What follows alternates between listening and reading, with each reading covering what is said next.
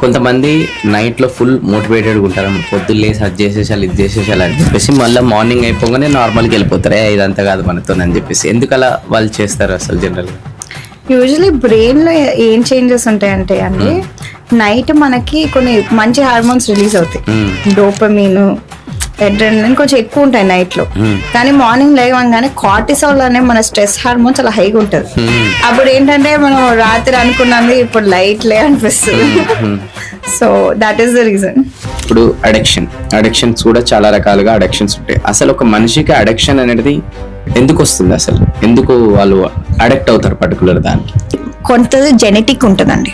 కొంతమంది బ్రెయిన్స్ ఏంటంటే వాళ్ళ న్యూరల్ లింకింగ్ ఎలా ఉంటదంటే ఎడిక్షన్స్ వాళ్ళకి ఎక్కువ ప్రోన్ ఉంటారు, తెలిసిపోతుంది నేను ఎక్కువ ఏదైనా చేస్తుంటే కొంచెం ఎడిక్ట్ అవుతున్నాను అని. అలాంటి కొంతమంది కేర్ఫుల్ ఉంటారు, అమ్మ బాబాయ్ నేను కొంచెం ఎడిక్టివ్ పర్సనాలిటీ దేంట్లోనే ఎక్కువ వెళ్ళకూడదని. కొంతమంది అసలు ఓకే ఎడిక్షన్ ఉందని తెలిసి కూడా వాళ్ళు బ్యాడ్ హ్యాబిట్సే చేస్తూ ఉంటారు.